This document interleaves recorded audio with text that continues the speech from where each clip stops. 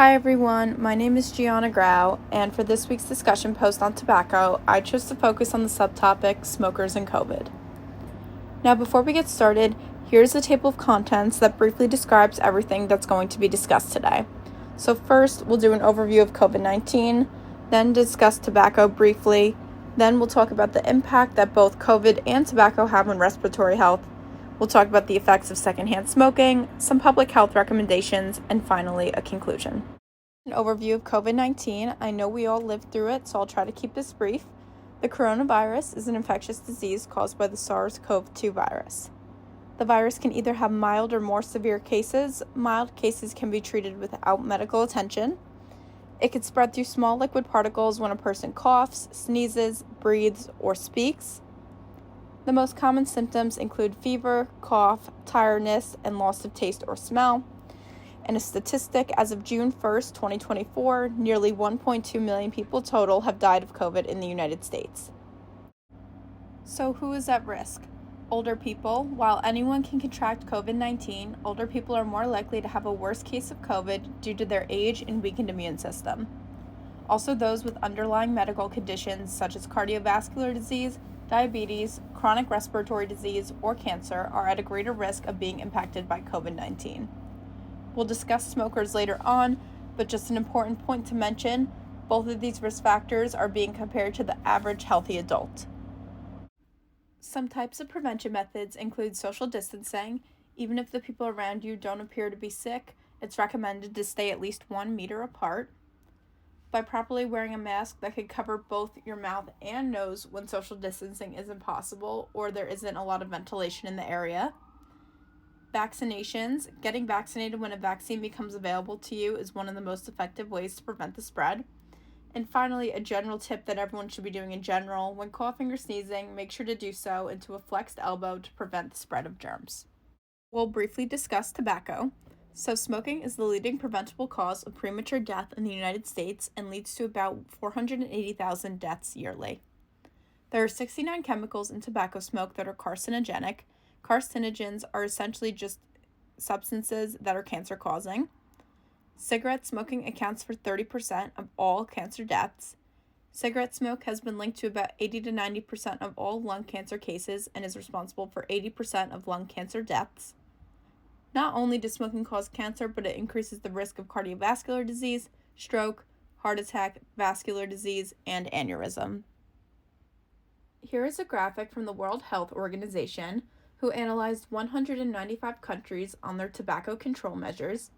I think the biggest takeaway from this slide is the lack of yellow. There is much more red and orange, which is really great to see, that more countries are taking moderate to strong measures on tobacco control, whether that's putting more warnings on the packaging, taxing all tobacco products, or even creating anti-tobacco media campaigns.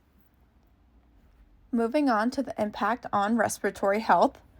So we'll start with the definition of tar. Tar is a black, sticky substance that is created when chemicals in cigarettes burn and melt together. It's kind of like when you see a construction crew paving the road. Smoking damages lungs over time due to a thin coating of tar that stays on your lungs each time you inhale smoke. It's important to mention that this is permanent. Usually the body is pretty good at mending itself. Whether you break a bone or you tear some skin, the body can heal on its own. But when you damage your alveoli, the tiny air sacs within the lungs, due to smoking, that is irreversible. Smoking worsens the impact of diseases such as COPD, COVID-19, cardiovascular disease, etc. Now we're going to talk about the impact of smoking on COVID-19. Contrary to popular belief, smoking lowers the chance of being infected by COVID-19. The definition or the reason why for this was a little science-y, so I tried to make it as simple as possible. But essentially, smokers who smoke over time, it changes their respiratory tract both structurally and cellularly, which can actually block entry points for the virus to enter. However, if a smoker does contract the disease despite the blockage of the entry points, the severity of the disease will drastically increase in comparison to someone who isn't a smoker.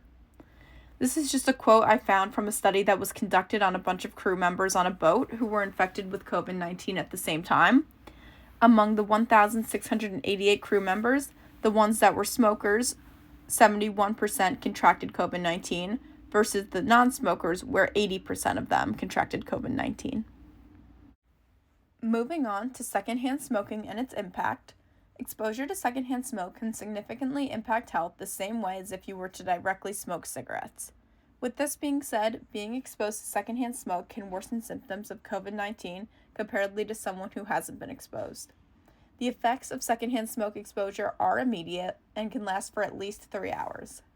Secondhand smoke interferes with the regular function of the heart and lungs, increasing the risk of heart attacks and other diseases within adults. I added in this graphic just to show you how important the impact of breathing in smoke is, because even though you aren't the one directly smoking the cigarette, you could still be affected just as much, if not worse, than someone who was. So in adults, secondhand smoke exposure can increase the risk of stroke, nasal irritation, lung cancer, coronary heart disease, and have impact on reproductive effects in women, such as low birth weight. Children are also affected as well, including sudden infant death syndrome, middle ear disease, respiratory symptoms, impaired lung function, and lower respiratory illness, and also more frequent asthma attacks. Here are some public health recommendations of what actions can be taken. First and most importantly is to quit tobacco use in general if possible. Not only can this reduce the harm caused by COVID-19, it has so many other health benefits to not be inhaling tobacco. Immediately, it has a positive impact on the lungs and respiratory system as soon as the cigarettes are put down. Number 2 is to reduce exposure to secondhand smoke. If you are the person smoking, please smoke outside only. This way you could protect your loved ones by keeping both your home and car free from tobacco smoke. If you are not a smoker and someone is smoking around you, just try and keep your distance to make sure you're not inhaling any of that smoke. Number 3, offer quit tobacco services. You might be surprised by this one, but with the right support, the chances of quitting doubles. Lastly is to just spread the word, pretty much for any public health issue. Once the public becomes informed about the higher vulnerability to the complications with COVID that tobacco users face, the likely they are to do something about it. Now, lastly, we just have a couple key findings and a conclusion to sum everything up.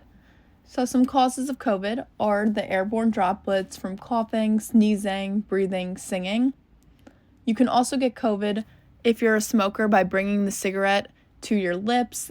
The virus can be transferred from your hands to your mouth that way as well. Some symptoms include fever, fatigue, headaches, sore throat, cough, muscle aches, loss of taste and smell. The diagnosis are COVID tests. I'm sure we all know what these are by this point, but they analyze samples from your nose, throat, or saliva.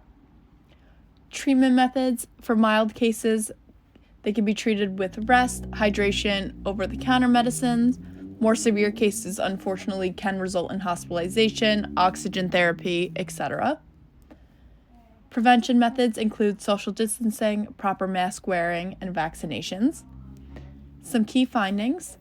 While tobacco does decrease the risk of contracting COVID, it is not an efficient prevention method.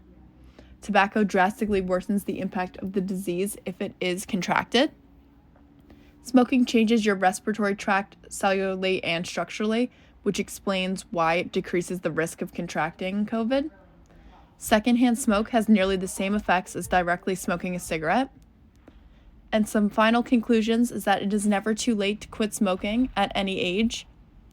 And then be sure to always take precautionary measures when possible, such as washing hands, coughing into a flexed elbow, wearing a mask, etc. I'm going to play a video, a quick 30-second clip, on the impact that 20 cigarettes have on your lungs, so that way you can not only see the effect of tobacco on your lungs, but how this in turn affects your overall respiratory health when getting diseases such as COVID-19.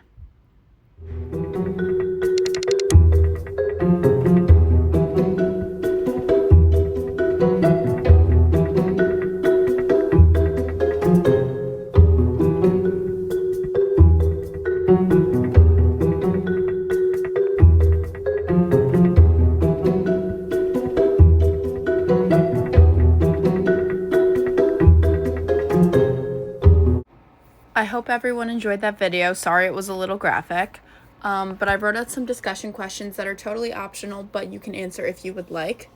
So question number 1, does the protective effect of tobacco use against COVID outweigh its well-documented health risks? Question 2, given that tobacco use may block certain entry points for COVID, how should public health policies adapt while still discouraging tobacco consumption due to its numerous other health risks? And question number 3, how does the relationship between tobacco use and COVID challenge existing public health messaging? Here are just the sources I used for this presentation. They're all cited in APA format. And finally, thanks everyone for listening. I hope you enjoyed.